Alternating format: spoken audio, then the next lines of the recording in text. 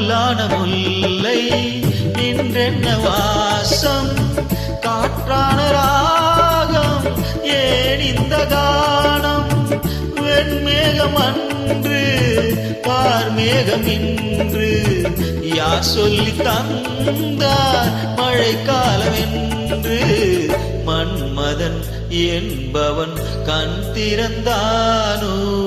பெண்மை தந்தானோ இலக்கணமா